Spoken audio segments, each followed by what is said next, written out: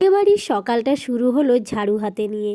ঝাড়ু দিচ্ছিলাম, তার মাঝে দেখো আমার বোনঝি চলে এসেছে, এখন ফটোশ্যুট করতে যাবে, তাই তার ড্রেসটা একটু ঠিকঠাক করে দিচ্ছিলাম। সে বলছিল এই ড্রেসটা আমি প্রথমবার পরছি, অনেক দিন আগে কেনা ছিল, তাই ভাবলাম আমরা দুজনে মিলে একটু ঢং করে নিলাম, কারণ আমাদের সব সময় এরকম চলতেই থাকে।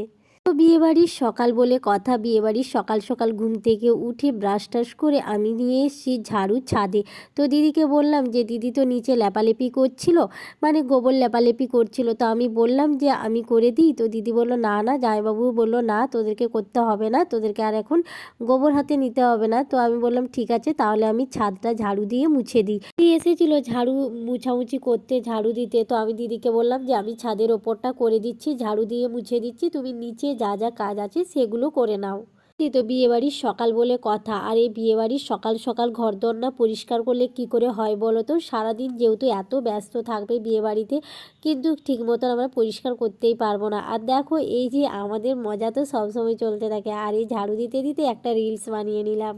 শেষ করে এরকম চকচক পরিবেশ, মানে চকচক করছে টাইলস বসানো, এরকম জায়গা পরিষ্কার করতে আমার ভীষণ ভালো লাগে।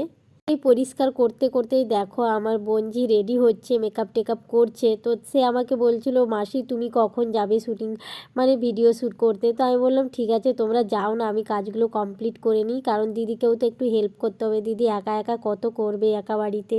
বিশেষ করে এই বিয়েবাড়ির দিনটাতে প্রচুর কাজ থাকে, কিন্তু আমি কিন্তু একা কাজ করছি সেটাও নয়, নিচে অনেকেই আছে, অনেক কাজে ব্যস্ত আছে প্রত্যেকেই। তো আমি বললাম এই কাজটা আমার ভীষণ ভালো লাগছিল করতে, তার জন্যই ভাবলাম সকাল সকাল করে নিই, আর একটা আমার ভিডিও করা হয়ে যাবে।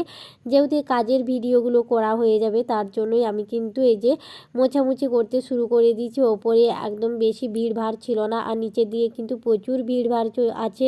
আর রান্নাবান্নার কাজ সকাল থেকে শুরু হয়ে গেছে, যেহেতু বিয়েবাড়িতে আজকে যেহেতু বিয়েবাড়ি আছে, আর এই বিয়েবাড়ির দিনেই কিন্তু আশীর্বাদ, গায়ে হলুদ আর বিয়ে তিনটে কাজই হবে, তার জন্যই কিন্তু সকাল সকাল রান্নার লোক চলে এসছে, তারা রান্না বান্না করছে, আরও অনেকে নিচে হেল্প করছে। আর আমি তাই ওপরটায় যে একটু মোছামুছি পরিষ্কার করার জন্য রেডি হয়ে চলে এলাম। আর কিন্তু ভীষণ ঠান্ডা ছিল সকাল সকাল, তার জন্যই দেখো চাদর গায়ে দিয়ে দিচ্ছি, আর টুপি তো আমার কানে সকাল থেকে ছিলই। যেহেতু এই যে জানালাটা খুলে দিয়েছি, একটু হাওয়া বাতাস আসবে, এগুলো তাড়াতাড়ি শুকিয়ে যাবে, প্রচুর ঠান্ডা বাতাস দিচ্ছিল, তাই কিন্তু আমি চাদর গায়ে দিয়ে দিয়েছি।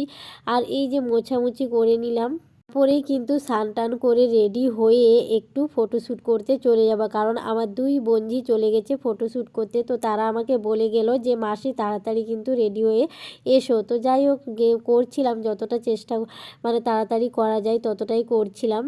এরকমই বিয়ের কিছু কিছু মুহূর্ত তোমাদের সঙ্গে, বিয়েবাড়ির দিন যা যা কাজ করেছি বা কী করছি না করছি সবটাই তোমাদের সঙ্গে শেয়ার করব। পেজটা ফলো করে রাখবেন, অবশ্যই প্রত্যেকটা ভিডিও দেখতে পাবেন।